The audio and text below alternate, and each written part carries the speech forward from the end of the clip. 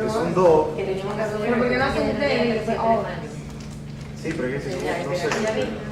A mí me acuerdo, pero yo dije, somos toditos y después nosotros, como que no saben si la gente va a seguir con eso. Claro que sí. Ay, ¿Quién era? ¿Quién era? ¿qué clase son ustedes? ¿Qué clase de ¿La palabra pa?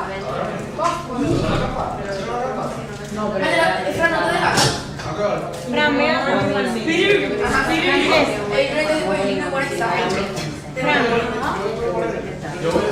Ah, no, bueno, porque no me Ay, qué tipo. porque ya me voy. Hola. Pero me estás haciendo... ¿A qué hora te ves? Mándela. No, quiero. Streaming. Ay, ¿por qué tú la vas a ver? ¿Qué? ¿Vale? ¿En serio? ¿En serio? En stream. En CMS Shark. Pero en el correo de Siria.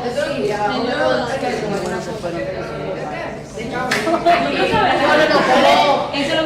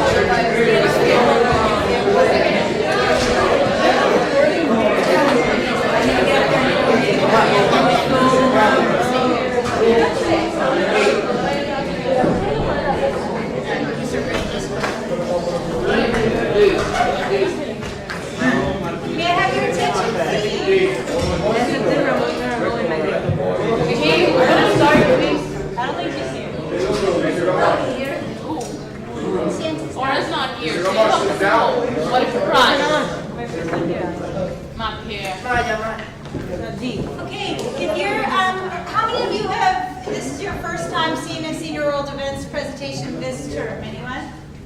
Okay, so let me remind all of you in the room that it would be a great time now, you were just at lunch, I'm sure you had your media devices out, take out your phone, look at it and make sure that it's off, okay?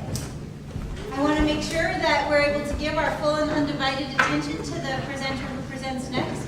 And I invite you during this presentation to make sure that you engage critically with the material being presented. It was interesting in the presentation before this, there were some questions about the data that was being presented, and that turned into a really interesting discussion on data and the legitimacy of data, which I think really went along with the topic of the presentation. I have been reminding you again and again that the purpose of the questions that you ask at the end of the Senior Oral Defense are to push the person's final written draft to the next level, okay? This term, the Senior Oral Defense, falls before the final written draft of the essay is due, so the questions that you ask will turn into paragraphs in the final draft of the paper of the student who's presenting. So the more effort you give there, the better for all of us. I think you should have your headphones out during the presentation because it's hard to hear with the pinch.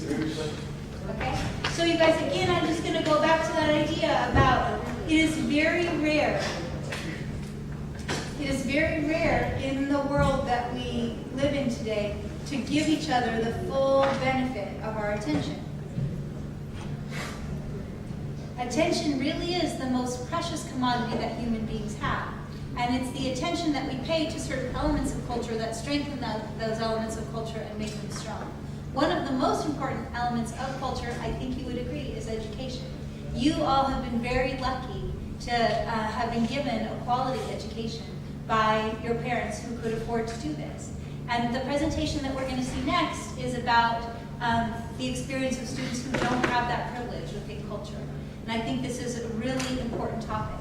It has been an absolute joy to work with Maria as she worked on this topic in particular. One of the things I did before I came to the school was I worked in the education department at Oregon State University, and I taught some classes there for them. And I was absolutely impressed by Maria's ability to ask. During the course of this project, she asked every question that my students at the university, who were juniors and seniors at the university, had to ask in order to earn their teaching degrees. So I was most impressed by the higher order thinking that I saw this student exhibit and by the learning process. Maria Montes is a young woman who is not afraid to admit her mistakes and to learn from them. Please welcome Maria.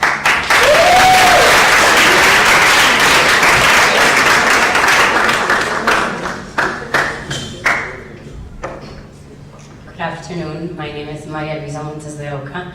The topic of my research was the education crisis in the Dominican Republic. And today I'll be presenting education, equity, equality, income, and class, closing the learning gap in the Dominican Republic. Look at this picture. This is a picture of a public school in the Dominican Republic. What do you see? Any volunteers? A backpack. Carlos. For like, Any more Why volunteers? do you say the lighting's poor? like I don't think that in comparison to our classrooms, if we only had outside light, it wouldn't be the same. But it's bright and kind of cheerful in there. Decent, I'd say. Students. Okay. Hand raised. Okay. Now look at this picture. This is another picture of a public school in Dominican Republic. What do you see? The walls are written on. The window is broken. There's no light. Deteriorated walls. People seem uncomfortable. These are both images of public schools in the Dominican Republic. As you can see, although some of them have the materials necessary, many of them are deteriorated and are not apt for students to be inside. When you read about the Dominican Republic's education, some of the most predominant topics are the lack of resources, the school conditions, lack of teachers, and most importantly, the lack of teacher preparation. The issues would take years to be resolved, not to mention a lot of planning and money. In the meantime, what happens to the students who can't wait for the ministry to make these problems their priority?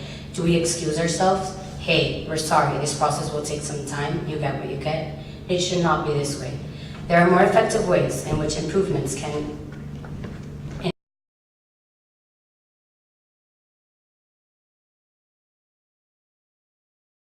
for collaboration or ongoing training experiences. It is affecting the Dominican students negatively. Recent research shows that public school teachers are not being provided with basic training and aren't being given the necessary tools to teach according to their students' needs.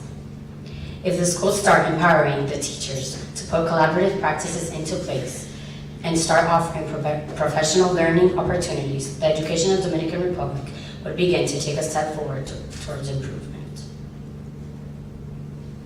The Dominican Republic's educational system faces many challenges. According to Acosta, 4 biggest challenges are the budget restrictions, there aren't enough teachers, there isn't an established curriculum, and many teachers don't have the preparation needed. Out of these 4, the most imminent is teacher preparation. A certificate in education should not be the only prerequisite in hiring a teacher in a school. Unfortunately, many Dominican teachers are acquiring certificates in less than 1 year in order to be rushed into schools to meet their staffing needs. As Adamson and Darling Hammond stated, the fact that only 25% of teachers in a school are uncertified doesn't mean that the other 75% are fine. Teachers are mostly brand new, assigned to teach out of field, or low performers on leisure exam. For instance, math teachers in the Dominican Republic only understood 42% of the materials they were supposed to be teaching. According to a recent study by education experts, If teachers don't understand the content of their subject area, they're not expected to teach students the subject. So how does this reflect on the education the students are receiving? In 2015, a renowned educator, Margarita Hansen, stated that in our country there are no existing mechanisms to measure and compare the quality of education. The only instruments for measurements are the pruebas nacionales and international rankings. The results of our students in the international evaluations are very grave. Dominican Republic occupies the last places. Clearly, students of the Dominican Republic are not getting the education they need to perform well on national tests. This year, due to some concerns about effectiveness of these tests, 8th graders will not be receiving las pruebas nacionales. Adding to that, in 2015, a student evaluation named PISA, that stands for Program of International Assessment, the Dominican students ranked the lowest overall among 72 countries. This is a very big wake-up call as to how flawed our educational system is. This can also be evidenced by a high dropout rate, an outdated curriculum, and overage students who fail classes and have to repeat grades, among other problems. But not everything is wrong with our system. There are teachers who feel passionate about student learning. There are teachers who want to be better in order to push their students ahead in life. And we are receiving international aid from different countries, and it's helping us move forward. So if the disposition is there, what is the next step? Some solutions that I came across in my research were different teaching methods. Students are individuals. There isn't one clear-cut way to go about teaching. Therefore, teachers should be knowledgeable enough in different types of teaching. Second solution that I came across was learning opportunities for the teachers. For example, Alangulu mentions that schools should provide learning opportunities to their staff. Examples of these opportunities might be bringing in education speakers, giving the opportunity of collaboration between teachers, and even dedicating a day to sit down and analyze student data or working together to solve a common problem within the school. And lastly, feedback to both students and teachers. How does a teacher know if his or her students are learning? How do they know if their approach is being effective? Through feedback from both students and supervision, teachers will be better able to identify strengths of their approaches and what improvements need to be made. According to Eric Jensen, student background affects the way students process information and learn. Therefore, public school teachers need to learn how the cultural and economic environment in which students grow up affect the way they learn, and learn how to teach in a way that meets their needs. Leading educator in the field, Tara Brown, has proven one success factor in which poor schools is to teach from a growth mindset. She lists 5 suggestions for fostering a growth mindset in public school settings. These include teaching students to embrace challenges, persist in the face of setbacks, see effort as a path to mastery, learn from criticism, and find lessons and inspirations in the success of others. So in this case, a question that we ask ourselves: do public school teachers know how to teach with a growth mindset? Another way for teachers to meet their students' needs is through professional development and collaboration. Learning from other teachers or experts in the field is a great way to help teachers grow and improve. When they get insight to what happens in others' classrooms or learn about new trends, it gives the teacher strategies he or she needs to shape their lessons around their students. Kennedy asserts that a good professional development first identifies a central problem of practice that aims to inform. Second, devises a pedagogy that will help teachers enact new ideas, translating them into the context of their own practice. For my senior extended essay, I designed a 30-question survey that measured teachers' opinions of various aspects of their schools, such as leadership, student success, teacher qualification, school resources, and school organization. So this was my survey. My survey consisted of 4 multiple choice questions. It also consisted of 7 open-ended questions, and then the chart that you see in the middle, public school had to rate them from 1 to 5, 5 being that they strongly agreed with the comment. 50 surveys were handed out. Only 21 teachers completed the survey, and 3 left it incomplete. That left me with a 36% return rate. I personally went to a school, Victor Garrido, and the teachers were reluctant to fill in the survey. I was fiercely indignant, but I realized that the one that was wrong was me. I should have come with time in advance and taken the time to meet and explain my project so that maybe they would have been more open. In summary, my studies show public educational system is deficient, but my survey did not reveal why. My survey was unreliable. My findings are a step forward to better assess teacher perspectives regarding reasons behind the problems in our education system. Further work in this area may lead to a data that would help us identify why public schools are failing and what teachers believe should be done to address this issue. What I would do differently next time would be to plan ahead, make my survey shorter, and in order to make the analysis part easier of all my questions, make them multiple choice. I also would make my survey more about their school in particular and avoid many personal questions. Our educational system can be improved if the issues are addressed appropriately. The studies clearly show that professional development and collaboration impact teachers and students in a positive way. It won't be the complete solution to the educational problem in the Dominican Republic, but it will be the beginning of conversation and changes towards the improvement of teaching and student learning.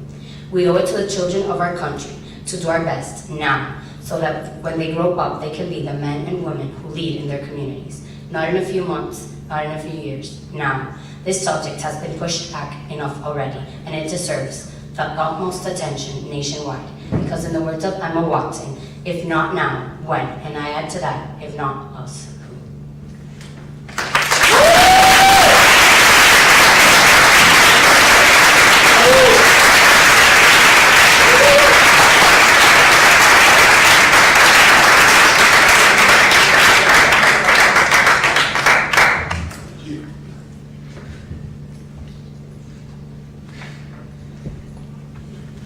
Any questions?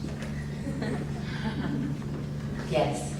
Do you have, as part of your research, any studies showing what the attendance rate is in the Dominican Republic? I mean, what percentage of students are actually attending and what percentage are actually graduating from high school?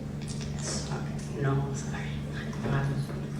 Maria, I want you to say that in an academic language. That's what you just gave, say it academically. No, that wasn't in the scope of my research, so I don't have those statistics. Yes, Carlos. Why did you choose to stop? I've always been interested in Dominican education. It's always been something that I've been passionate about.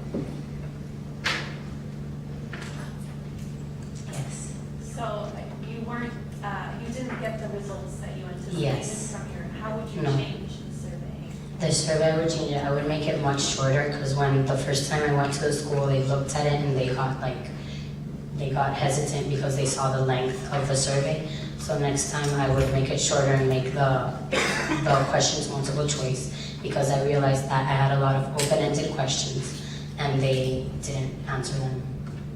They didn't complete them. Do you think that the teachers felt, do you think the teachers in the public school would feel safe giving honest answers to the questions that you No. would ask? I think also when I also went to a school that they felt hesitant to fill them out because they thought I would give it to the ministry or give it to somebody that would judge on what they've said on the survey. So it might be that your results point to the fact that it's hard to get strong Yeah. data about how teachers really feel. Yeah, and everybody, what I tried to show was a lot of people right now are doing what I did, that they're not analyzing correctly the public schools, and we should put that into place. Yes, You have a slide that says teaching with poverty in mind. yes. How do you think teachers, maybe in your research, how should teachers approach teaching with poverty? Why is poverty a factor in the way that teachers should reach special students? They should like approach, like, can you repeat your question? Like approach them, how they should approach them with Yeah, how poverty? is it different maybe from the way we would teach in poverty or from the way we teach you, say? Maybe being not more flexible, but more, comprehend more the student, like, Can you go back to that slide? yeah.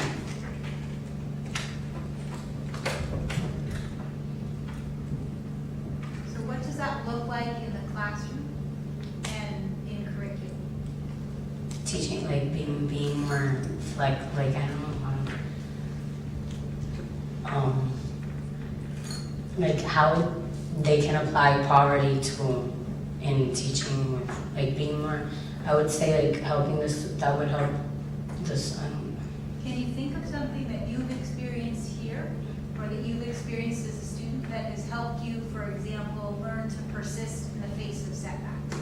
What's the kind of a lesson that you would do in the classroom that would help you learn that? Can you repeat it? Like what kinds of lessons, what kind of things? Think about your own experience, okay? Mhm. Think about your experiences at this school. Mhm. What, do you think you're a person who's good at persisting in the face of setbacks? No. You don't think that? Yes, exactly. Let me pick a different one. Are you someone who sees hard work as a path to success? Yes, Okay, how did you learn that? because my teachers and life experiences taught me. Okay, I want you to think of some specific life experiences or specific lessons in school that taught you. So then, what I think Naj is asking is, what does that look like in the classroom? Like, you've been a teacher, right? Julie's been a teacher, I've been a teacher, Mr. Gamache is a teacher. People come and tell us, you guys, to be better teachers, you guys need to create lessons that help kids see effort as a path to mastery. But what does that look like? What, as a teacher, give me an example of something I could do that would actually help kids learn that. Learn about how the students, like, learn about the students' backgrounds, like, first. Like, learn about the students' backgrounds and then, like, teach them in a way to not, for them not to give up, like, Okay? So, a certain, I don't know that certain way, okay. Well, according to this would Yeah. be it, okay?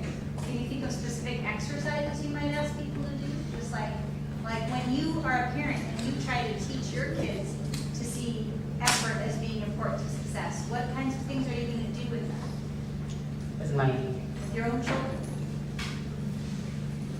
teach them things that happened to me and make them, like, see that it didn't turn out, like, I made the best out of it. Okay, so lots of storytelling and sharing Yeah. your own personal Mhm. experience, okay? Any other ideas?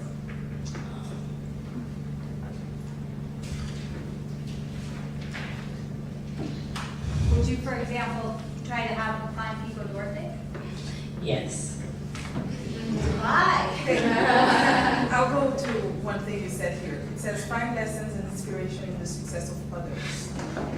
If you were to go to teach, let's say, students in the rural areas in the Dominican Republic, Teach them. who could you teach them about that could be Maybe someone that was in the same position as they were, and how that person actually overcame that and went to college or got a degree or works in has a successful job.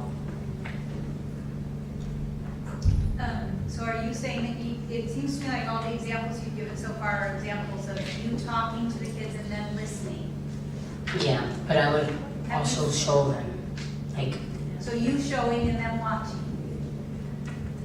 our activities. And would you agree that that's the way the students love to learn? Like, don't you love it when No. I get up at the front of the classroom and say, look what I No, did? they like more interactive. They like more interactive activities and. Okay, and so that brings us to the question of resources. Is it possible for schools that are impoverished to create rich learning experiences for students? Sorry. Is it possible for schools that are impoverished, in schools that are impoverished, is it possible to create rich learning, experiential learning experiences? Yes. So how? Tell us. I agree with you that it is, but I'm saying, how do we create, if we don't have money for a bus and to hire a guide and to hire some mules, how do we create learning, like experiential learning experiences? With what they have there, with what they have there. Okay. With, So maybe making sure we don't fall into the trap of telling. yeah, But but rather show involve. them, yeah, involve us. Okay. Other questions? No questions, just clap? Okay.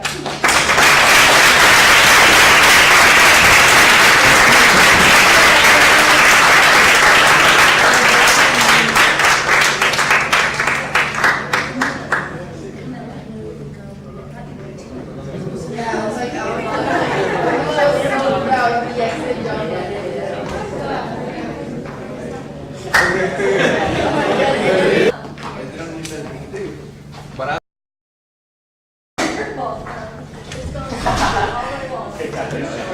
En mi cara, no, todavía me estoy subiendo ya. Yo lo voy a poner justamente cuando comienza.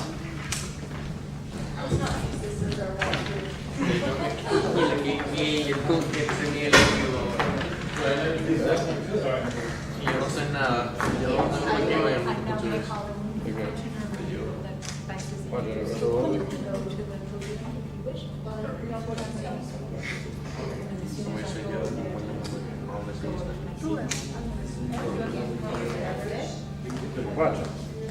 Okay, please give me your attention. I want to thank each and every person who's in the room. I know this is a little bit awkward presentation time. There's 2 o'clock to 2:30 slots and school gets out at 2:15. So it means a lot to me that you're willing to give up personal time as well as school time to be here to support the senior oral defense process. If you are in the audience, I would ask that you now take out your electronic device and make sure that it is switched off. I think it's really important, especially when we're a quality, not quantity audience, that we give our full attention to the presenter. The quality of focused attention is an increasingly rare commodity in the world, and I appreciate the gift that the student body gives when you give your attention to each other, especially at the end of a long day. Another part of the senior oral defense presentation is the question and answer session at the end. And this is very important. This year, because of the stellar support we have from our technology team, we are taping all of the presentations to be used in the final draft process. So when Luis finishes his presentation today, he will be able to use the presentation he generated, the language he generates in answering the questions, to form paragraphs in his final draft, which is an excellent way of composing. If you haven't tried it, you should, okay? So I appreciate that when you ask critical questions, you really help push that final draft, which is the next level. Working with Luis Acosta has been a pleasure this semester. Luis is a quiet boy, and he will rarely tell you if he needs something from you in a big room full of people. But he is excellent at coming one-on-one and asking important questions, clarifying questions that move his writing along. So I have to say that the great delight for me in the classroom, Luis, you have a very low profile. You're you know,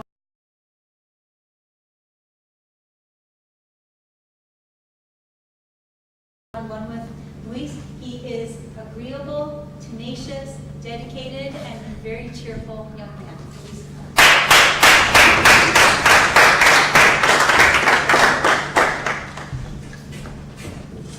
Good afternoon. My name is Luis Acosta, and this semester I researched about the problem of having top-level athletes being overpaid. And the title of my presentation is Controlling Elite Athletes' Earnings Using a Salary Cap System or a Performance-Based Salary System. There is no denying that athletes that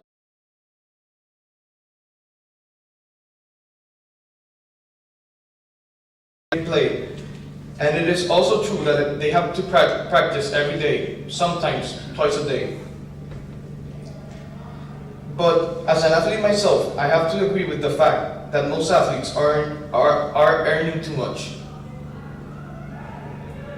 A factor that needs to be taken into consideration is how some absurd salaries in the sports world compare to some of the world's most influential occupations which according to Elizabeth Olsen, a contributor for the Fortune magazine, are soldiers, teachers, doctors, scientists, and engineers.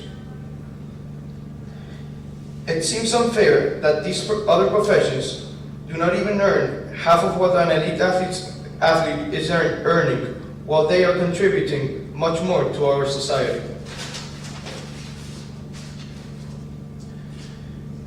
This up here is a graph that I created using the information from the Department of Numbers of the United States and the Global Sports Salary Survey 2014, 2015, and 2016 editions. It really shows how disproportionate the salary of the American soccer team, LA Galaxy, is. But what's really astonishing is the fact that last year, LA Galaxy was ranked as the 220th highest paying team in the world. If I were to compare the average household income to the team with the highest salary, which last year were the Cleveland Cavaliers, whose average annual salary was around $8,600,000, the bar of the household income wouldn't even be visible. The Cavaliers even make the Galaxy's $947,000 annual salary sound insignificant. Some athletes are affected negatively because of their high salaries. They are also getting too much too soon, and this is fomenting irresponsible behavior that comes with that kind of financial freedom at that young age.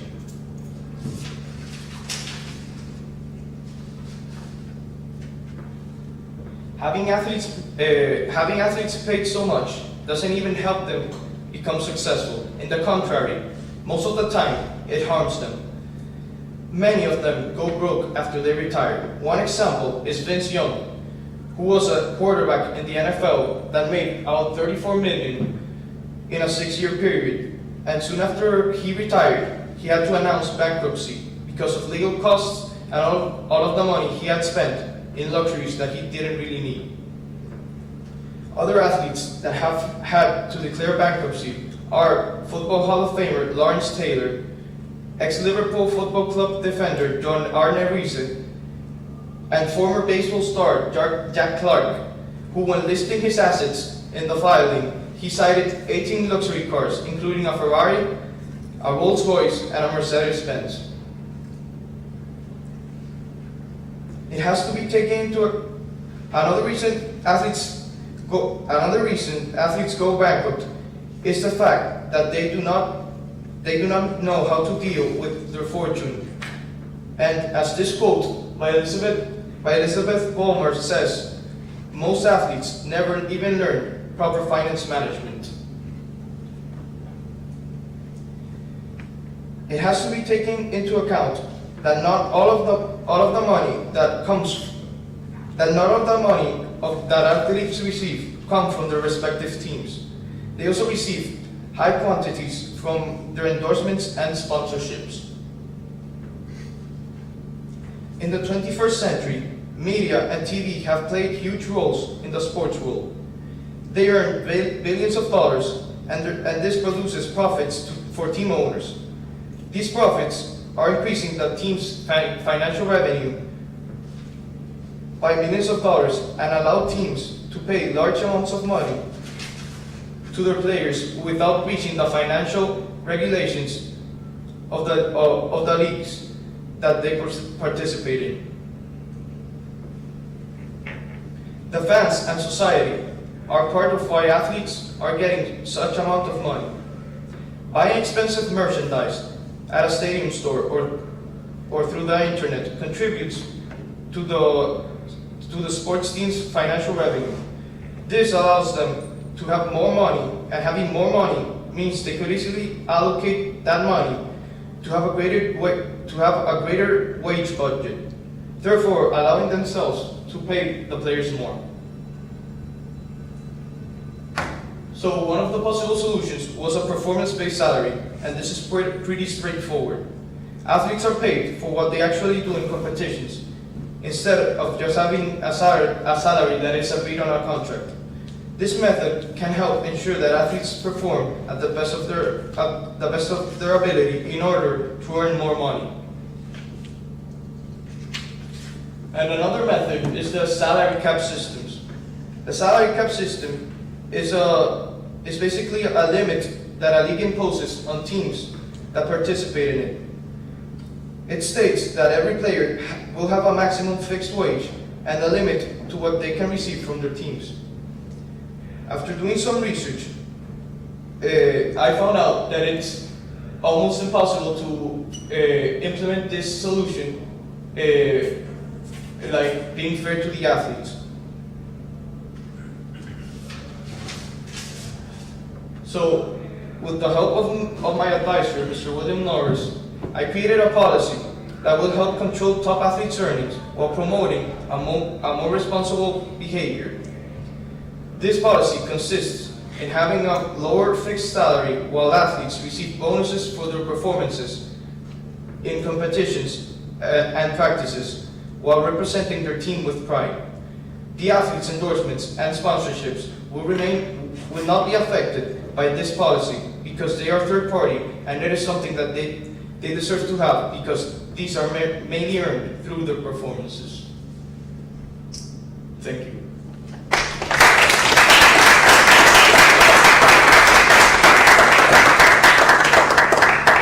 Any questions? Can you go back one slide? And then go ahead and take questions. How would the performance-based salary work?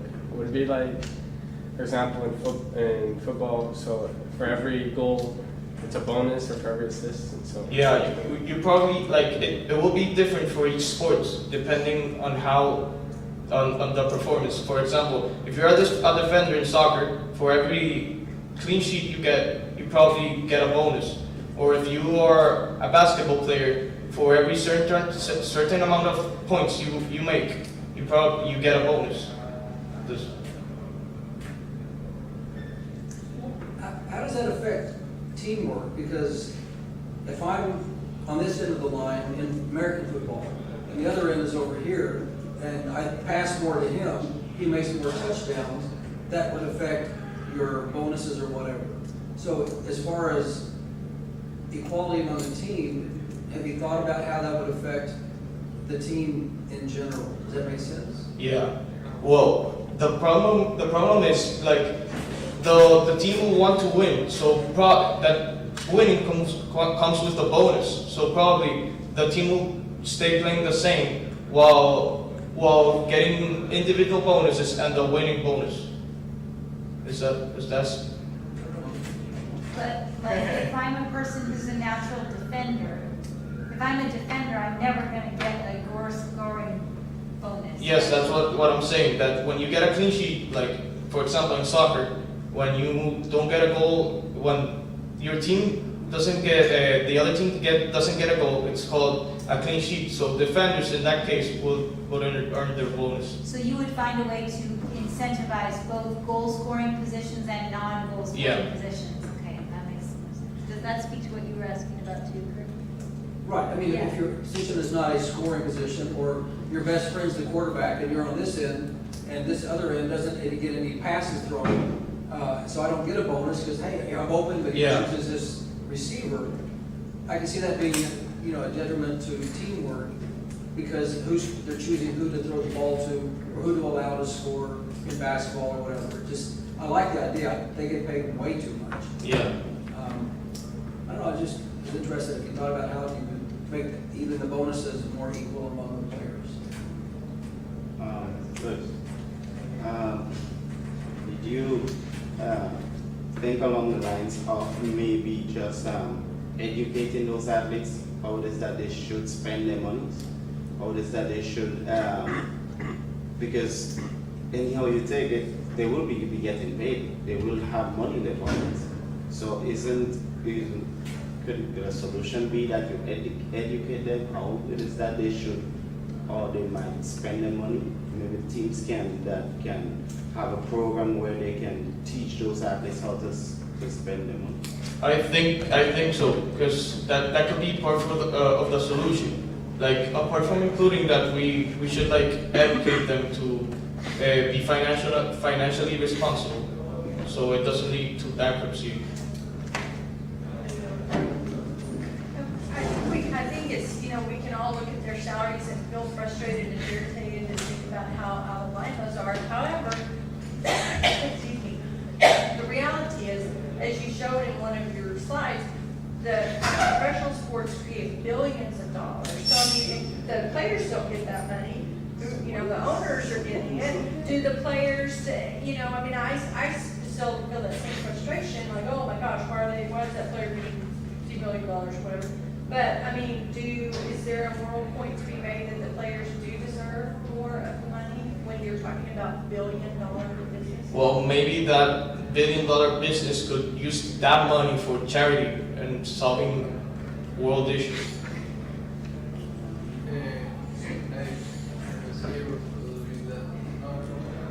Are there any players that, as you mentioned, as those actual, like the big companies, big corporates, are there any players that actually use their money for charity?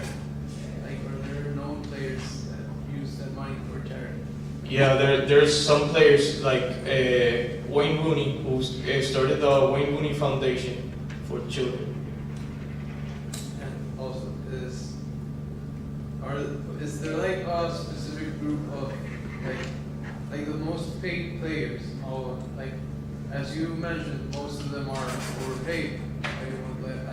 I believe myself that all of them are overpaid for it, but like by the position that they play, what do these people that pay these players, what do they value in them? For example, to the most top paid, like the thing they do. Can you repeat the question? What positions are the most overpaid players? Is there any specific position? Like, for example, in American football, the quarterback. In soccer, it's the forwards who score the goals, and so on and so forth. Alright, so I have one more question. Looking at the athletes, this is a job that they're doing. This is their income. Just like government officials, the government officials would have full term in office. These athletes, based on their performance, based on the level of skill, they may not be in that level for a long period of time. So then they would need to at least get that amount of money to get that financial freedom that they would need, especially if they get injured. Maybe something happened, maybe a lot of things can happen. So how do you justify that based on the salary? What are your thoughts on that? I'm not saying like to lower entirely the salary and have the bonuses only. I'm saying like they start with a base salary and they start earning upon their own bonuses and performances.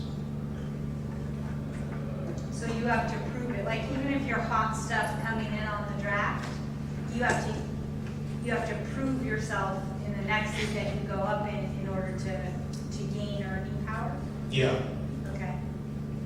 I was real curious here about, the reason I asked you to go back to the slide is you didn't mention these specifically in your language as you presented, but you actually have 3 things here. Attendance and effort in team practice and training, performance levels in competition, which is the one we've been discussing at length, represents the team with pride and respect. And I'm curious about attendance and effort in team practices and training and represents the team with pride and respect. I wonder if you can tell us what each of those things would look like. Well, for the attendance, as you may know, some athletes are like always late. Believe it or not, they're late to practices, and even professional athletes, and sometimes they miss practices due to personal issues and things like that. So their bonus for at least that week or a month will not exist in their salary. And represents the team with pride and respect means like the athlete is responsible and shows responsibility, and because there's some athletes that just don't cooperate with their other teammates and don't like represent the essence of being in a team. So, for example, a player who was charged with sexual harassment Exactly. would not receive a bonus. Yeah. So you would incentivize good behavior. Yeah. I think Yeah, I have a question. What about, talking about like team sports, what about like single sports, like, let's say boxing and, boxing, like they fight once every, 7 months? Or how can you implement this policy with them? That's a good question. Correct me if I'm wrong, but do the boxers have like a price, a fixed price before the fight? They don't have like a salary. They have negotiations, and then if they win, like performance of the night, they get bonuses. Exactly. Like for this salary will be like difficult to apply to single sports. So I need to find like a solution for my final draft and put it in. Yeah, I think you should think about that because in track and field also the incentives are based on performance. If you make the finals, then you get an amount of money. If you win, then you get more. But you have 64 athletes participating at that level, and you only have 8 getting Yeah. money from it. So maybe that's something we should think about. Yeah. Interesting. Any other questions? Nice work. Thank you.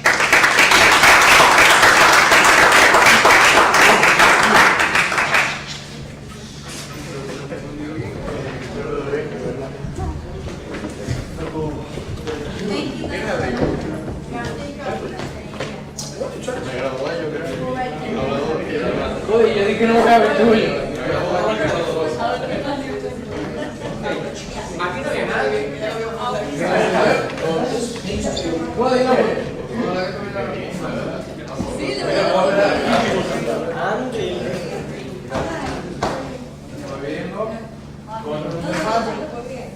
Con 10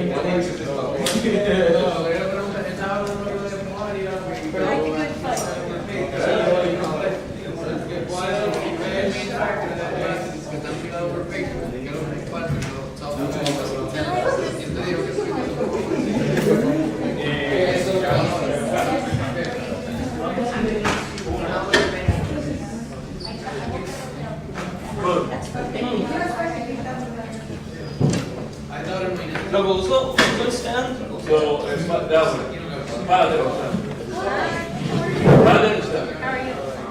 párate el stand. Oh, thank you. Come. This is my friend Te ves como que muy chiquito.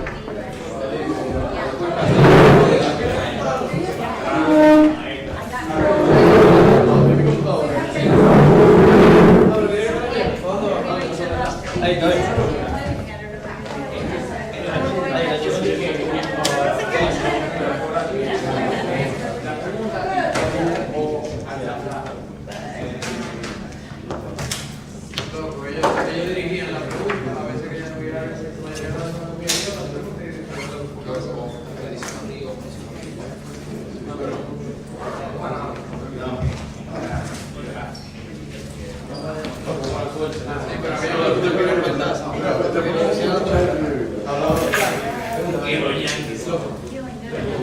Por eso, ojalá que te salga que yo no lo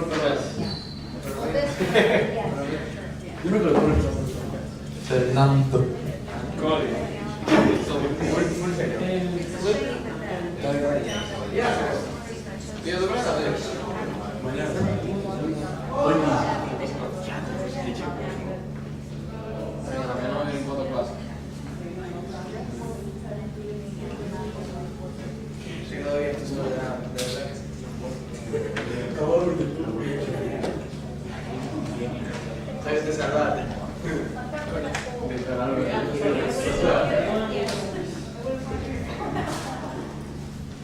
This one's open today. Is this the last one? No, we have this one and then another one. Oh, This one, one more. Yeah, and so there, and the audience probably will not be very big. I just want to give it a little minute. see That's if a I good can idea, get because some it has numbers. on his way. Yeah, okay. Oh, thank you for telling me that. And I will not. Okay. Cody, you look very good. At least.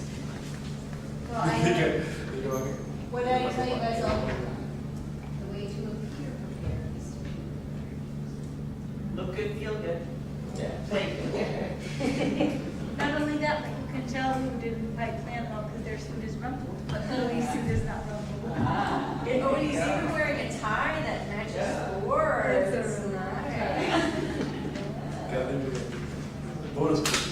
Yes, I do. I'm thinking about adding that to the rubric, actually, like I'm gonna put on there like suit, professional, and then under exceed standards, it will be not rumpled. Does it match the? Is it one? I it is a little more. Would you like to turn the air on? Which one?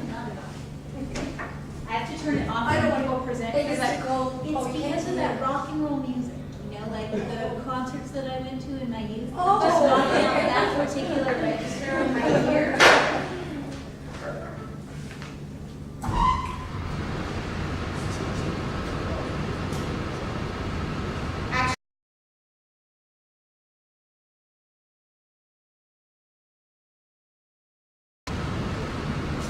I'm gonna wait a little bit for your dad first. so If he you doesn't can- come to start, That's okay, we have about, we'll wait about 3 minutes.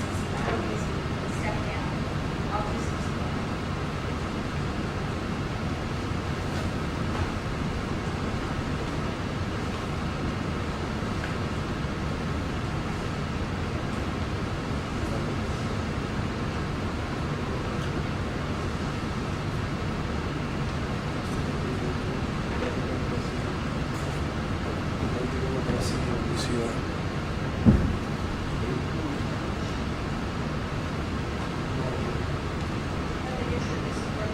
I just realized that I thought I was going to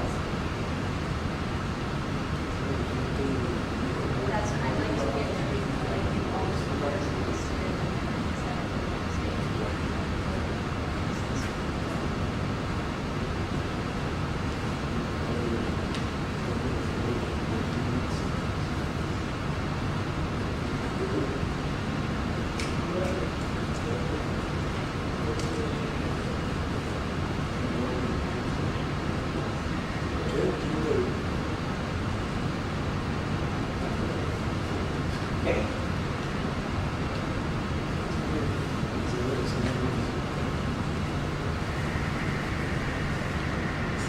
Screenshot.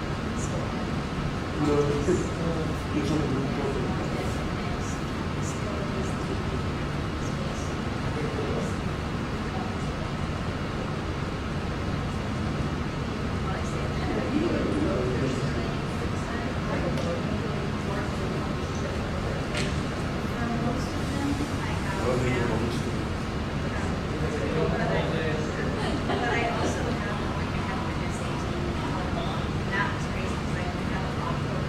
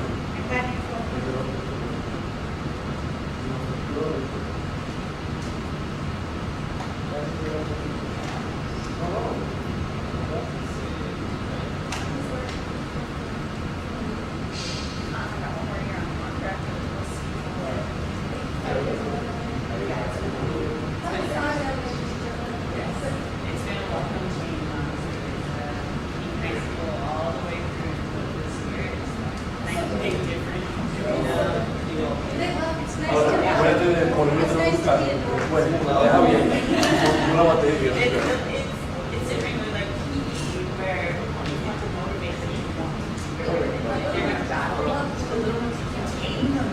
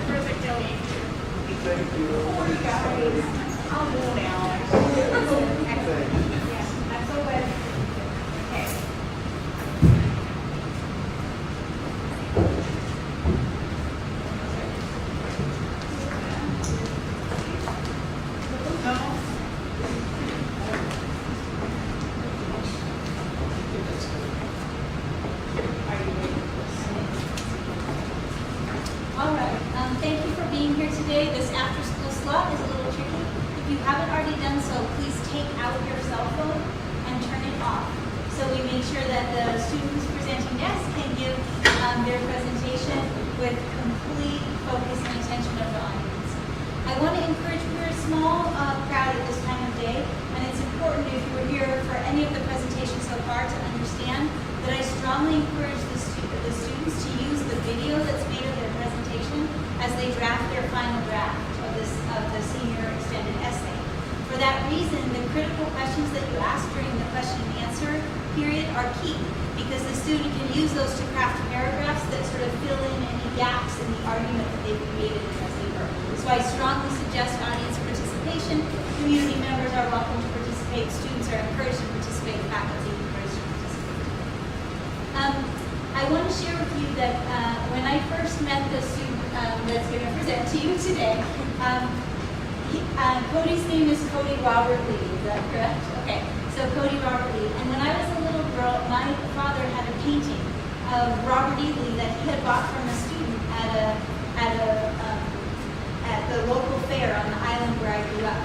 And my dad really liked Robert E. Lee's story and the story of who he was as a general. I don't know if you know this about him, but he was one of the most tactical generals in American history, the most amazing tacticians that have ever led troops on American soil.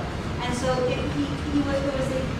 I grew up with this picture in my house and stories being told, and I learned a lot of American history around this. But consequently, I was very confused when I met Cody, because I kept wanting to call him Robert, and sometimes I called him Lee, and then I would get confused that I was getting it wrong, and I would feel that. And I hope that Cody did not take this personally, because it's not that I don't think that this man is unforgettable, but I think that he has a destiny ahead of him that is going to surprise and move us all. Please welcome Cody.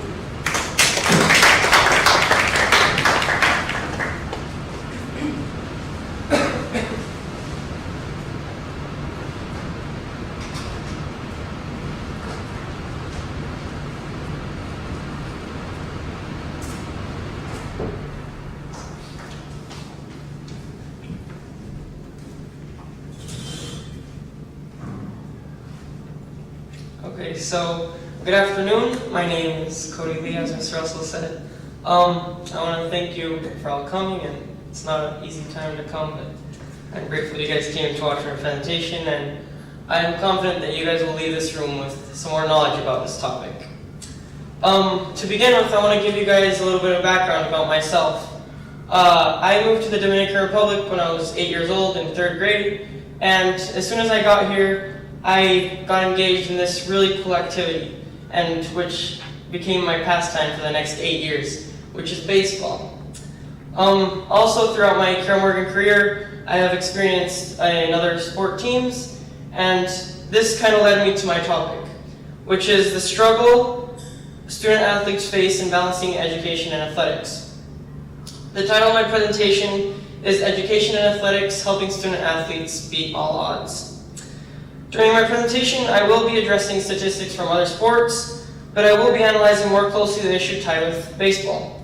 Besides this being my favorite sport, it's also a very popular sport among Dominicans, and it really tightly is related with my issue and where it's most influential. To begin with, I want to address the issue and explain more or less what it is. The problem circles around the idea that students tend to either commit to athletics or solely commit to their academics, thus creating an unhealthy balance between each other, and it makes it seem more like a choice instead of being able to participate in both. Of course, most children would like to go out and play their favorite sport instead of working on your SE presentation at home, but this also has a very influential and negative impact on student athletes. In this picture, we see a 17-year-old studying Cespedes, a young man with inexplicable talent at shortstop, great potential, and a dream of making it to the major leagues. At this young age, Starling signed his professional contract with the Pittsburgh Pirates. Having dropped out of school after elementary to pursue his aspiration, he looked back and decided that leaving school could have been the best thing that happened to his career. Getting paid for doing what he loved didn't sound too bad for him. Starling Cespedes played 2 full years in the Dominican minor league system, where he shined, putting up good stats and leaving everything on the field. He had a good shot at going to the next level if you asked him. To the devastating surprise of everyone and himself, Cespedes faced an unexpected obstacle. One day, on a regular season game, Starling got a grounder up the middle of the field, and as he ran to make the play and snag the baseball, his ankle simply did not cooperate, and it rolled inward and caused a fracture. This injury put a halt to his career. After he healed, he never went back to being the same baseball player, which led to his contract termination and the end of his baseball professional career. Having his baseball career over, and with only a 12-year-old's experience in education, his resume didn't really add up, and he didn't have much of a chance in his future. Having always lived in an impoverished situation, he had nothing to fall back on, like a job or a business to work in. So he did the only thing he could do, which was coach baseball. Now, as most of you can imagine, there are thousands of baseball coaches here in the Dominican Republic, being such a popular business here. And it not being a fully legalized and regulated job, he went on to earn much less than the minimum wage. Today, Starling Cespedes, or Azulito, as most of his players call him, is known. He's 29 years old and has 2 little boys and a baby daughter. He works day in and out on the baseball field, trying to make ends meet for his family and his wife. Starling still struggles to maintain his family on their feet. Paying for schooling, clothing, and even food results as a challenge for him, and it sometimes is even impossible. Looking back, what would college education have helped him? Or even a high school education? This issue affects more individuals than you can imagine on a daily basis here in the Dominican Republic. Moving on, it's not only in the Dominican Republic where this issue is affecting, and it's not only in baseball where it's influential.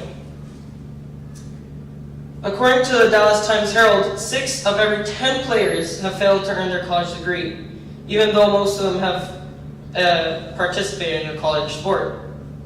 This being said, more than half of the National Football League haven't even received their undergraduate degree. In a 2010 study, only 21% of all NBA players had a college degree, many of which did this actually after the NBA was over, their NBA career. In a 2012 study, only a striking 4.3 of the Major League Baseball players had made an appearance, had any sort of a college degree. So this stat was out of 917 players who made an appearance on the baseball diamond that year, and only 39 of them had a college degree. So that's a pretty striking number. Again, zooming into baseball, I had an opportunity to chat with Don Oscar Perez, the Director of Operations of a baseball program here in the Major League Baseball organization. He spoke to me a lot about the opportunity cost of signing players at such raw age. And he even gave me stats about the success rate Dominican players have. 5%. That's a pretty low number, right? This is the small percentage of players in the Dominican Republic who are given the chance to sign and play with a professional team, where they receive a salary. Let's say that this 5% consists of 100 players. Out of these 100 players, only 1% makes it to the major leagues, meaning to play at the highest level or the games we enjoy on ESPN. This is simply mind-blowing and kind of sad. Seeing these astonishing numbers, I've had the motivation to seek for causes for players to maintain their desire to keep aspiring for this not-so-reliable business. After my deep research in this field, I came up with these 4 factors. To begin with, I have the pressures from professional organizations.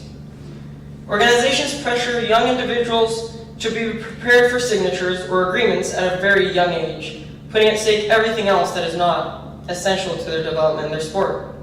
Second, there is the considerably dominant factor of poverty, which for thousands of young children here in the Dominican Republic, for example, they see it as a way out, a way to provide for their families. So this is a pretty desirable option where they can complement monetary necessities with their desire to play. Moreover, there's the lack of parental guidance. In my opinion, a lack of guidance from a parental figure will lead a child without a proper or healthy balance in their life when it comes to this issue. And lastly, I feel like this factor also ties in with the lack of parental guidance, but there is when priorities are misled. I feel like responsibilities are mostly taught at home and priorities are mostly taught at home, so when they're not taught in a correct manner, things can go pretty wrong. For example, in my case, my mom and dad have always taught me that first school, then baseball, or soccer, or volleyball, whatever. And this has led me to shape myself in a manner that I have been able to be raised with an education and with an opportunity to be able to receive a collegiate education while still maintaining my sport. All of this has brought me to my next guiding question. How can student athletes obtain success in both academics and athletics? This question helped me come up with an idea and put it on paper of serving as my prototype on this SE presentation. Starting small, I decided to come up with a policy that would allow all student athletes to, in one way or another, have the opportunity to experience being complete student athletes. What I came up with was the following. And it reads, no athlete will be permitted or allowed to sign or commit to any college or professional organization without a high school diploma. Secondly, once they are eligible for the previously said level, college or professional organizations, their commitment or contract must include full support and financing to receive a degree in college education. Moreover, I had the opportunity to create a survey and had certain individuals answer it as my test phase for my SE. This survey consisted of basically having this policy I created and having a couple of questions which allowed the individuals to agree with it and see how viable and successful the solution would be in their opinion. And these were the 8 people that I had answer the survey, which was randomly selected. This policy actually had a greater success than I expected. 7 out of the 8 people who I gave the survey to approved, confirmed, and were willing to support the policy I had created in order to help student athletes. So lastly, after having this test phase done and having the survey done and completing my SE essentially, I feel like my work isn't actually done. And I plan on still submitting this policy as a suggestion to professional sport organizations. With this small but significant contribution, I'm sure that this would make a huge difference in future generations, creating a balance in one's formation as a professional and fulfilling the dream of playing sports as well. Thank you.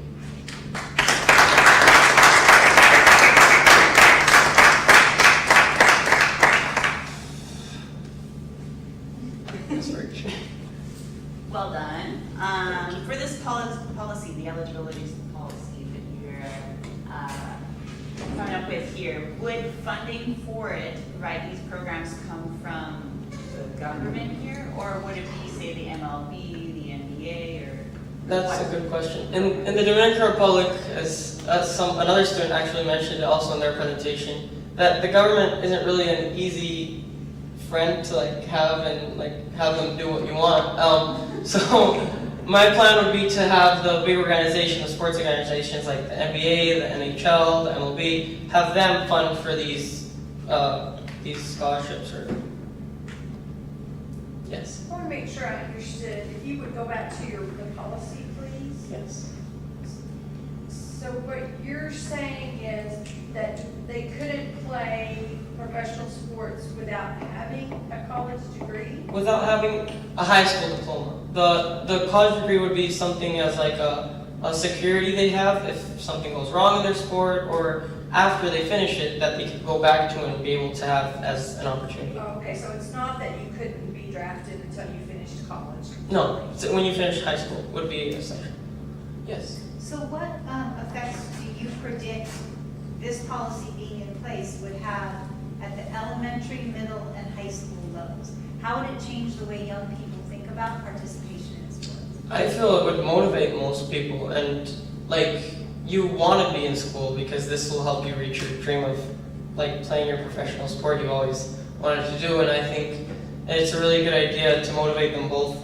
The hand-to-hand thing of academics and athletics, it would make them want to do both in a balanced manner. Yeah, I really see that, Cody. Now, is this an idea that you came up with on your own, or one that you ran across in your research? Is anyone else talking about this? I did it out of my own ideas. I love this idea. I think it's a great idea for the reasons that you listed. Like, it would make school be a part of being an athlete rather than something contradictory to it. I really like it. Thank you. Please. Out of the people you ran your policy, the people you asked, they agree or not, the one person who didn't agree, why didn't he agree? Let me show you a picture. Oh, it's after. I'm actually glad that you asked that question. It actually explains one of the factors of why this is. So here at the left bottom corner, the guy in the red, his son just last year, when he was 16 years old, got signed. He dropped out of school when he was 13, and so he still is experiencing the fruits of this. He's happy. He just got his signing bonus, which is a ton, and his family's doing well by now. After this, this is why he doesn't really care about this policy. Why would I need it, right? But after this, as the example I showed, this could go really bad if you don't implement it. So. You mentioned when you talked about this that you had taken a random sample. That grouping right there doesn't seem too random. I placed the pictures like that. So I play in a program called RBI. If you see it, the T-shirts of the guys on the bottom and the cap. This is a baseball program sponsored by the Major League Baseball organization, and they have 16 coaches. I randomly picked 4, and the guys on the top. The guy on the far left is the head of operations in the Dominican Republic of the Major League Baseball. The guy in the middle, he's over the RBI program, which is what I'm playing in, and the 2 guys on the sides are basically scouts. So. Okay, so really not a random sample. If we want to get technical about language, which I do because I'm your English teacher. So you chose these people very specifically kind of to represent the different positions of leadership within a baseball league. Mm-hmm. So it was specially designed to get a sample of the different positions. Perspectives on the issue within the league itself.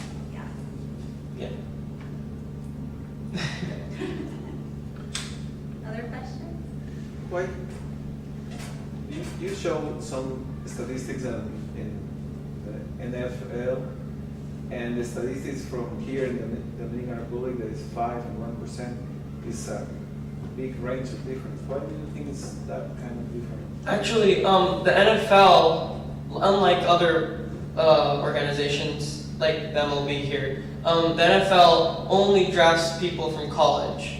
So they don't do a draft from like out of high school, like, or before that, like the MLB does. So that's why they have a higher percentage of graduated students, because they actually started theirs before they started their NFL career. Is that based on some kind of regulation they're not allowed, or is that just? No, yeah, it's a regulation, like you can. NFL, Yeah. okay. So you're proposing a similar regulation for baseball? The gist of it, yeah, sort of. Mhm. But can't a player go into the NFL without a college degree? If Without a college degree, you have to have like started, like, Okay. You have to have like gone to college, and from there you get drafted. To play in the NFL, you have to have gone to Yeah. college. Mhm. Oh, interesting. Mhm. So this organization you said is here in the DR, Yes. and it's run by the American Major League Baseball that developed talent in the DR. So are most of the students that you're playing with, or the guys, I assume they're Dominican, so do they have as a goal, any of them, I want to do this so I can get a scholarship to play baseball in the U.S., or is it I want to do this so I can specifically become a player, a major league? I mean, I'm sure they all ultimately want to be a player, but I mean, for any of them, is it just a means to get to college? Yeah, so in the Dominican Republic, you become a legal signing age at 16 on June 2nd of your 16th birthday. So most of the players I'm playing with, either you can still sign after that, right? But most of the players I'm playing with have kind of given up on the idea that they're going to be signed by a professional organization, and are kind of looking towards getting a scholarship from this. But they a lot of them have gone out of school and then gone back because they've realized that this is not a viable option. It would be so hard, I think, to be from the DR and have quit school at 15 or 16 and then try to go to an American college and be successful. Yes. That would be so difficult for them. I mean, that's not a comment on their intelligence, of course, but on their preparation. And actually, fun fact, this RBI stands for Reviving Baseball in Inner Cities, and it's also a program in the United States, and it's also here it's more of a competitive program, but in the States it's for people with low resources that so they have the opportunity to play baseball. So here in the Dominican Republic, they're actually working towards getting these kids back into school, and we only play on Saturdays, so you don't have to sacrifice your Monday morning for school. You play on Saturdays, and they actually are, this year they're implementing looking for scholarships in junior colleges or in community colleges, which is more of a viable option than a 4-year university for them. Yes. The NBA just implemented a similar rule as the NFL in the last couple of years, where basketball players must go to a college or an NCAA affiliate or CIS or whatever for at least 1 year before they're eligible for the draft. Do you feel like MLB might be implementing something along those lines sometime soon? They've actually, I've heard rumors and stuff, but there's the idea of making a draft. I'm kind of suggesting making a draft so students can actually keep their education and motivate them. But right now, being a lucrative business as it is for the big organizations, it's not going to happen anytime soon. With all the boys that you play with, what would you say the percentage of the group that you play? There's 60 boys in this tournament right now. How many of them do you think are still in school? Probably a low percentage, probably 10% are still in school, or if they're not, they're going to school on at Saturday night and it's not really legit. And how do you feel playing in a league where people don't have to balance academics with athletics? Is that a challenge for you? Yes, it's that really must hard. be so hard for you, Cody. Yeah. So that's interesting what leveling that people do.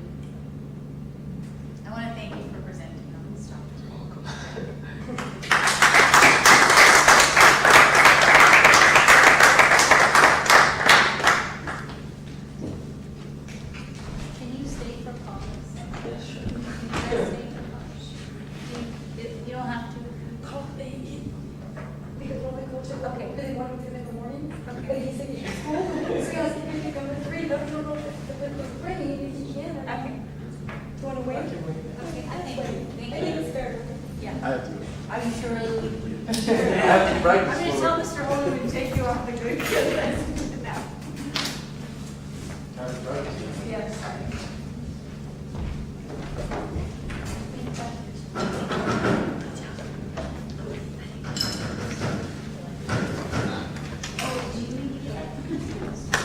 You decided, I don't want to keep you, it's a really good fact. No way. It's hard to figure one out. No, I actually,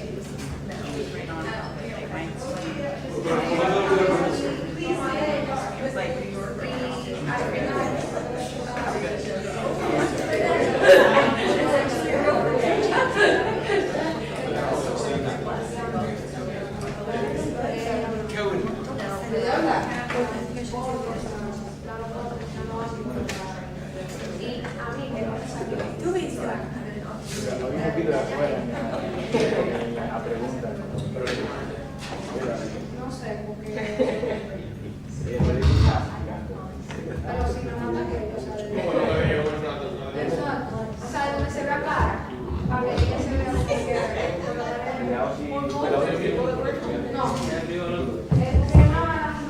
es que no aplausos, así vamos a grabar.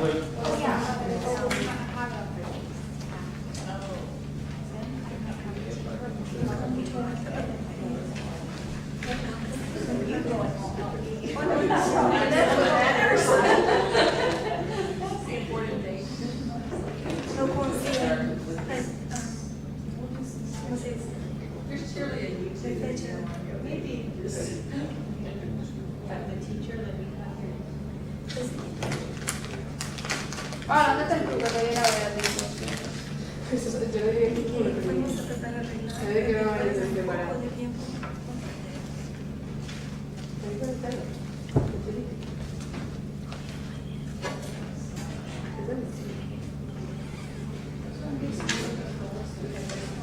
I thought you were gonna ask a really good question during the presentation on education. I don't remember my sheet. It was so long ago. 1 year. I did it January of last year. A year and a half. Exacto, ¿de qué tú le hiciste?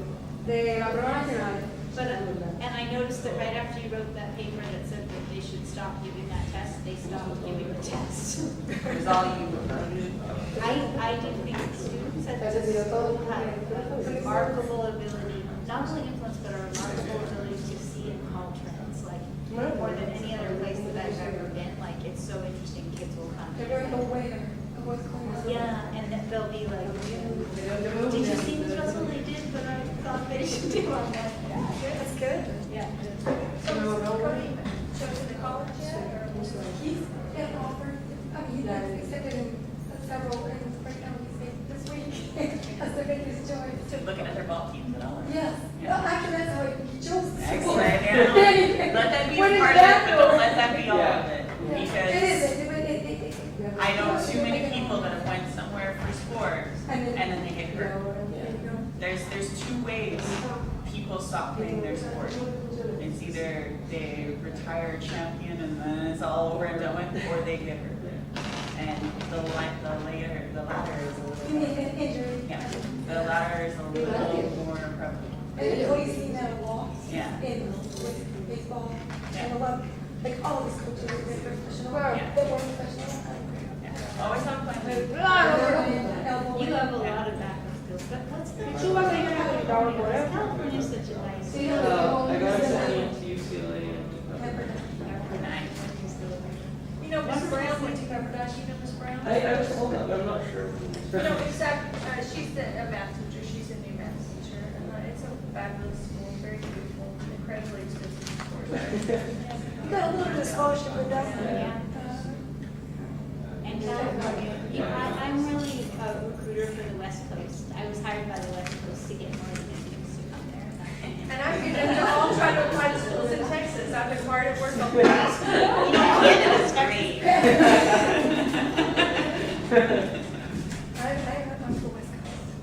Is this the last one? This is the last one for school. I'm not feeling it. you're out? It's not only them, I'm giving high school. Like tomorrow is middle school and high school. ¿Qué hora tú haces? No, essential 11 en video. Mátame, por favor. So you having trouble with it? Bert, you have PE classes tomorrow, right? Yeah. See you there. All right. Cover court. Don't take minutes. Depends on Jose now. Oh, just he's been doing No! He wants to stay That's with right. to build it. You have to get some things.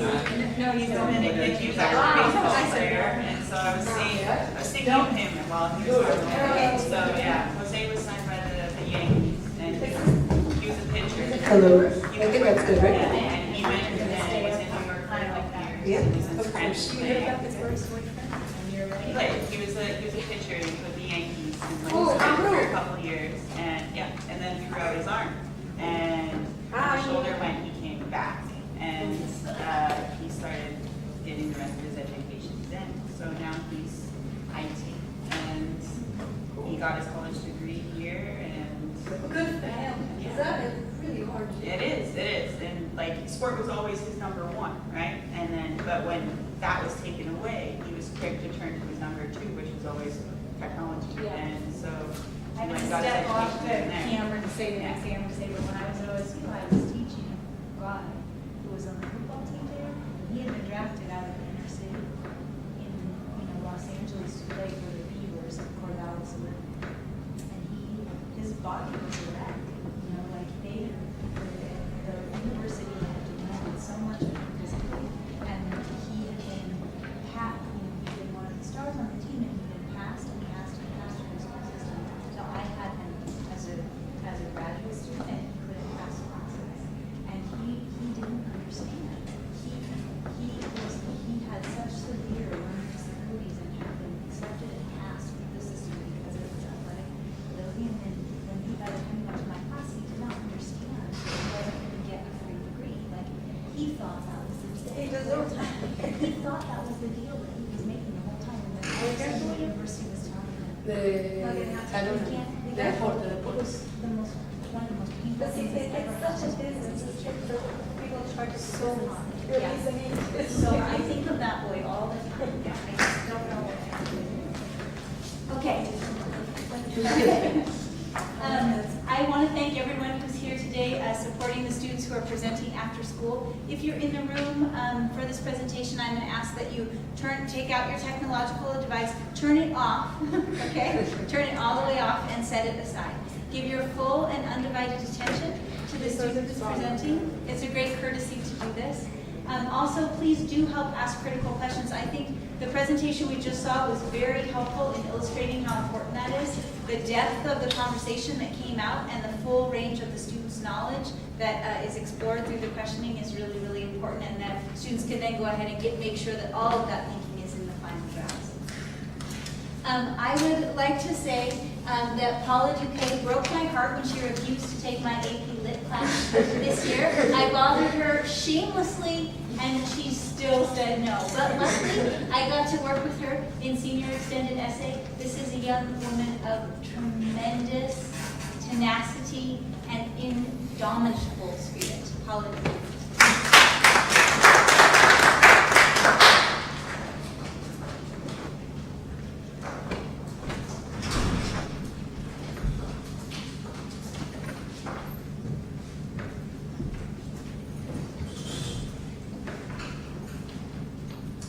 So, in order to start things off, I want you for a minute to close your eyes. To close your eyes. I'd like you to think about one thing you're extremely passionate about. Now, imagine that you have been passionate about this for 10, 12, 14 years, and all you do is for the purpose of mastering this and this passion. You practice this passion day after day, to the point where people recognize you for this passion.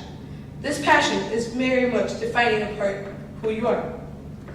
After your commitment and all your hard work, you're rewarded with something that very few can achieve.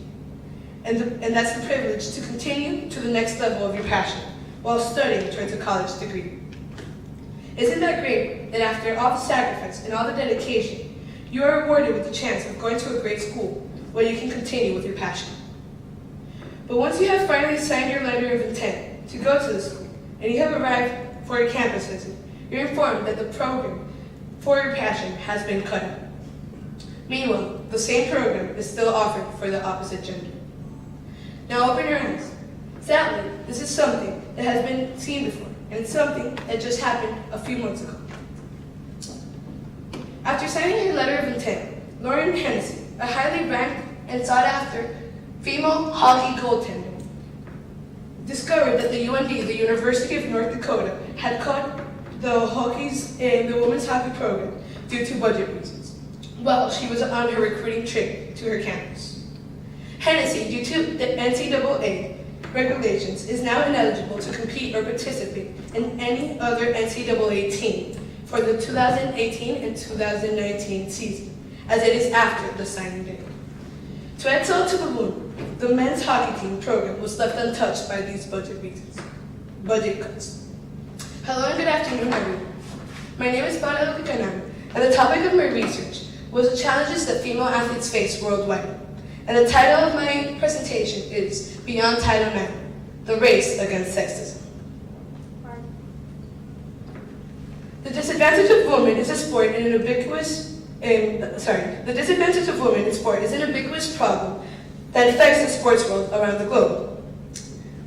Based on my research, sexism in sport occurs due to a wide variety of reasons: the lack of interest in women's sports, inept funding, limited opportunities, and a blatant sexism towards women taking part in men's games. To address this, Title IX was born. So, for those of you who don't know what Title IX is, Title IX was a law passed on by the U.S. Congress in 1972 that states that no person in the United States shall, on the basis of sex, be excluded from participation in, be denied the benefits of, or be subjected to discrimination under any educational program or activity receiving federal financial assistance. All U.S. educational programs must ensure equity in gender regarding sport, award women the same opportunity and funding based on the ratio of men to women enrolled in school. And the idea of the Title IX was to reduce the gender gap by creating equal opportunities in all education forms, and sports was included in this ruling. Although this law was passed on 1972, and we must admit, we have come a long way thanks to it, 45 years later, women are still experiencing inequality in athletics. But how is it that a 45-year-old law is still not being fully enforced? Some believe it is by the government of Title IX. It is a division by division, school by school, program by program regulated. Being self-regulated, many high school and colleges athletic programs find loopholes around these regulations. For example, loopholes can be found on the court regarding practice times, for example, where usually stronger programs with bigger support are the ones that usually get the practice times that they want. And although this is an unintended sexism, it usually ends up being about that, since male-based teams are those that have and bring more revenue and have more support, which leads to the second place of where the problem occurs, which is off the court. So, for example, in the locker rooms, in many programs, especially in the high school level, male athletes have bigger and better locker rooms. And now, since we're talking about locker rooms, I would like to tell you a personal anecdote, which is that, and it has to do with the biggest soccer tournament held here in the Dominican Republic, and it's called the Copa Coca-Cola. I first started playing this when I was in 9th grade, 4 years ago, which was the first time female teams were able to participate in this particular tournament. And we had locker rooms where we were able to change and go and relax during halftime and set our game plan for the next half. But this year, since it was the first year that the boys' older team is involved in this tournament, we girls, we weren't allowed to use locker rooms because due to Coca-Cola regulations, it's only allowed for the boys' older team. So you might ask yourself, why is that? And that is all because of the machista mindset the Dominican culture has that lacks to support women in many ways. Moving on from the locker rooms, other disadvantages female athletes face are seen regarding opportunities. Opportunities meaning not being granted with the same amount of scholarships than male athletes because of the loopholes that colleges find towards Title IX. For example, here you can see all the programs that the University of North Dakota has to offer. And if you look closely, you can see how the female programs, they have two more, which are the softball and volleyball programs. And you might ask yourself and see, like, what is the problem? Because here, women have more programs than men. Now, this is where you have to read between the lines. Because although you might see that the female have more programs, that doesn't mean that they have the same amount of athletes. As you can see in this chart that I created, I counted all the players based on the rosters of the University of North Dakota, and there's still more athletes involved in these sports programs. And as a result of having more male athletes, males are consequently awarded with more sport scholarships, reducing the opportunities for female athletes. Moving on, notice for example in this chart where after I eliminated the 3 programs that were cut due to the budget reasonings, which were the both swimming and diving teams and the female hockey team, still, to be exact, there are 35 less female athletes in the university's program, which proves the theory that colleges and high schools find loopholes to move their way around the Title IX. According to Compton and Douglas Compton, varsity athletic positions between females and male students is based on the relative levels of athletic interest and ability, which was something that I found really interesting, and it was something that I wanted to prove. Since throughout my research, I have been finding that one of the potential causes for the challenges that female athletes face is due to the lack of interest. That is a consequence and shows the lack of high level and high quality competition. So, for my build process, I decided to create a survey and share it via WhatsApp, created and made to be responded by all the junior varsity and varsity team members, addressing rather than targeting this potential cause of the problem. For example, and this was the question that I decided to use. So here, for example, out of all the 44 students that completed the survey, 67.44% of them mentioned how there are numerous high-quality competitions in Santo Domingo, one being Copacabana, which proves that the interest is there, since there are high-quality competitions that do in fact exist. So, since the interest is there, or specifically here, since that's what my survey tested, although we have come a long way after 45 long years, it would be realistic that the solutions should be created in order to try to prevent this inequality. And the solutions that I have recommended are that female athletes should demand fairness, not equality, because equality isn't always fair. As well as Kennedy stated, the fairest and most equitable approach to this new frontier of gender equality is to adopt the criteria of the gender equity scorecard of participation, scholarships, operating expenses, coach salaries, and recruiting expenses as the new criteria for compliance with the spirit and the intent of Title IX. Moreover, a solution that should be created for every school and college should be that they create somehow a board or have a person that is set to oversee the Title IX and to make sure that it's being followed as is instead of finding and creating loopholes towards it. So, as a conclusion, I wanted to focus on this topic because I believe that through sport, a change can be done. Since, in a way, sport is a vessel for the Title IX to be implemented worldwide, allowing millions of little girls to be able to play a sport with the possibility of going beyond of what is actually seen nowadays. Thank you.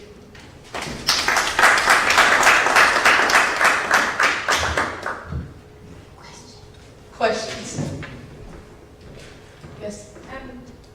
I've looked at a little bit about this topic before. In fact, when I was in college, my internship was with women's sports information at the University of Texas. And so I do have, I'm saying all this because I'm about to ask you kind of negative questions. So I want to make sure you know I'm very pro women's sports. But when you look at the charts, the real difference is it's the football program. That's why. It's because it generates a lot of money for a lot of schools. It requires a lot more athletes. It also costs a lot more money. So I'm sure there are schools probably where it loses. But if you pull out the football program, really the numbers are equitable, and like on those charts, for instance, it's much easier in the United States anyway for a female soccer athlete to receive a scholarship than a male soccer athlete, because a lot of schools don't even have male soccer programs. So, I mean, how would you address that? I mean, Is that, okay, so, thank you for the question. But most of the time what happens is that the colleges create, for example, the football's women team or the volleyball as a way to like make a checklist for the Title IX. Meanwhile, they have the biggest teams, which are the American like football and the hockey team.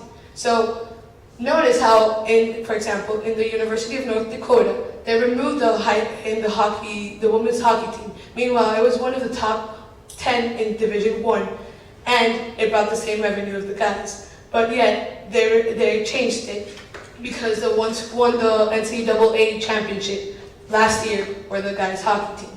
So in a sense, like, you're saying that, it's true, if we take off the football team, still there's going to be more female athletes. But Title IX, like what colleges are doing right now, is creating these sports for women, such as volleyball, that's a cheap sport to maintain, in order to make that checklist that they have everybody and everybody's being treated equally and fair. Does that respond to your? well, some. I mean, I guess again, I don't want you to feel like I'm negative towards women's athletes, because I'm not, and my own daughters were very involved. I just think it's not always an apples to apples comparison. And Ms. Russell, I think, is I agree with you that it's not apples to apples, but I think to say take away the football team is a huge thing to say. Yeah, especially in America, that's the biggest thing. I'm not saying that it should be removed. No, I understand, but what I'm maybe saying is, I yeah. think there are athletes in culture, and they find sports in which to showcase their talents, and if you just didn't have football, it wouldn't mean that there were actually less male athletes than female athletes. It would mean that the male athletes go into the other sports. Like, those sports would still be, those sports would... Other sports would be bigger if the football team wouldn't be there. The football team is, and the football team is a driving force. Like, it's a huge, huge cultural force at any university. Like, no other sport gets that kind of support. Not even baseball, not even basketball, as the football team does. And I'm not sure that's always, to people who haven't attended those, I'm not sure they can see, that football, whatever, it's not, it's an identity. It's not just a sport, it's a cultural identity, for sure. We're talking about the cultural identity of football, but I think too, when we look at it from an athletics department standpoint, it's millions of dollars.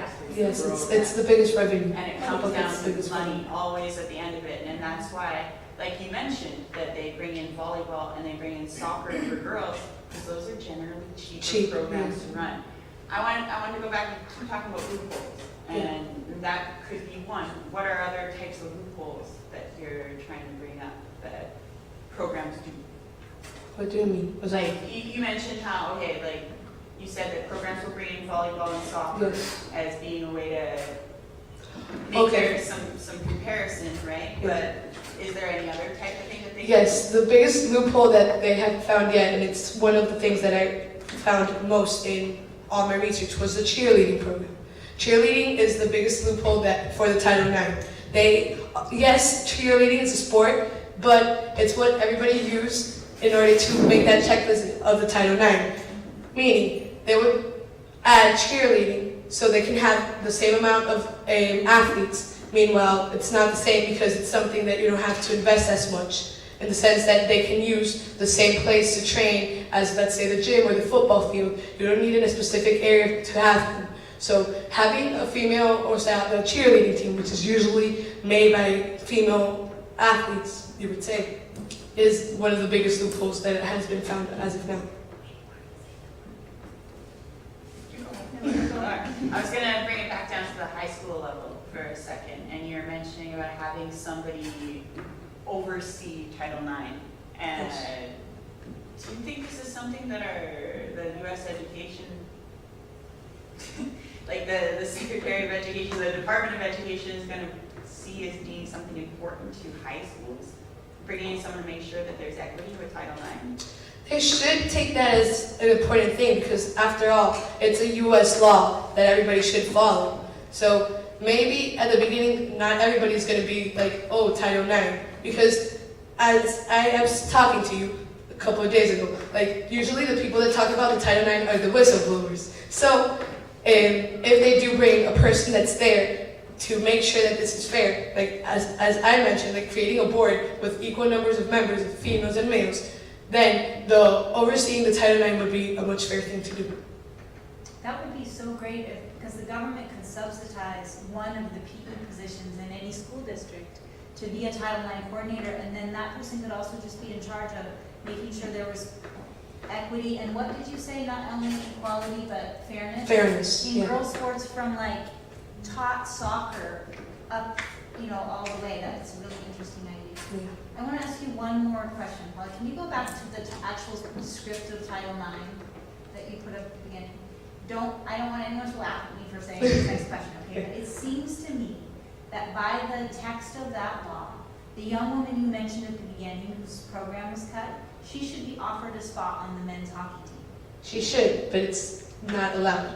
Because, Why not? because there's like teams, like there's the males team and there's the girls team. And there's also this case that I watched the video on CNN News that said how this girl, and I think it was Kentucky, she was also wanted to play for she wanted to have a varsity like hockey team, right? Mm-hmm. But she couldn't because there was a lack of interest, which meant that there was no competition around, right? Mm-hmm. So this girl, although she had the speed, just because she wasn't as big as the boys, she couldn't be part of the varsity boys team. So there's like certain regulations that has to be to having the female and male teams. But shouldn't it be her decision? Like, if they can't... That's the minimum thing that they should have, especially that right now they basically ruined a whole year of her life, potentially ruining her whole hockey career. That would be like someone couching you for a season, right? Just being like, oh, like... Is it a written regulation or is it assumed? What, the Title IX? No. She can't be offered No, a place. it's not written. No, it's not written. But it's an assumed thing that it's actually like done. So we cannot do much things about that. Well, and again, that actually was put in, the reason for that, I hate to be the devil's advocate here. I'm sorry. I've spent my whole life around, just so you know, the year I was a senior in college, my internship was with women's athletics and the basketball team, went 36-0 and won the national championship. I mean, I was not on the team, but I was taking stats on the side. So I am very pro. It's not that I'm against women's athletics by any means. I'm very pro, but it's because the average woman, despite what we might think, is never going to be able to compete. That's why those are put in there. It's the physical availability. And so that's to protect, that's to try to give them an equal But opportunity. that's that's the average woman. Exactly, that's and the average. two, it should be the woman's choice. Like if she wants a spot on that team just to work out, because they can bench her during the games. If she feels like comfortable and like the male team would be supportive of her practicing with them and to stay in condition, sitting on their bench and treating her as part of the team so she doesn't waste a year of her athletic That would be life. the fair thing to do. She should get to make the call, not have some cultural Without a thing doubt. about you're going to get hurt. Because they used to think that women shouldn't ride horses because they'd never be able to give birth. And that's just silly. Before we had Title IX, they believed that if women exercised, it was bad for their bodies. And it's not bad for our bodies, it's good for our bodies. And we're getting better, we're getting stronger, we're getting faster at a very rapid rate. So someday, women might compete with men. And that's not the point for me, but the point is like, it's up to the individual woman to decide, not a cultural And the fact that once she got there and once she had already signed her contract, she couldn't do anything about it, She couldn't undo signing that paper because that's what she already did. And since it was after the signing date, she doesn't have anything to do. She cannot do anything else. So I do agree with the fact that there should be the minimum thing that the UND should do is give her the option of, hey, do you want to train with us? It's what they should do. Because it's as you saw, the team of hockey, I think it's 25 players in each team. So Lauren, it was other 24 girls. So that's something, it's kind of crazy. And hockey's 26. So imagine, 26 other girls having the same issue that they cannot practice for a whole year. It ruins everything for them. So do you, at bottom line, feel like it's money driven and finances driven? I mean, Yeah, most of it does have, dictates what is being able to be accomplished. Yeah, most of it has to do with money, and that's like the sad part, that it comes back to money and not about a person's passion or what you want to do. If not, it's what gives for example, the university more money, and they decided to stick and remain, for example, with the hockey males team because they said exactly they do. It was like that. Yeah. Thank you so much. Thank you for staying. That was great. Thank you.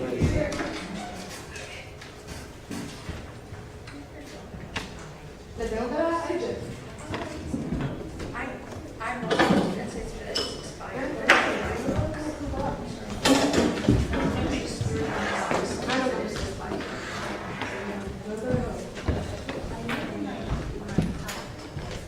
Great job. Thank you. We're going to go down.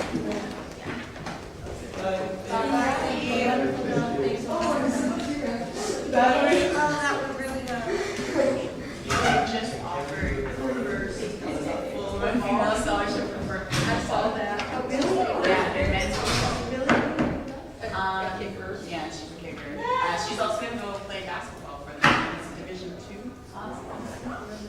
I haven't read it. So that's a little thing.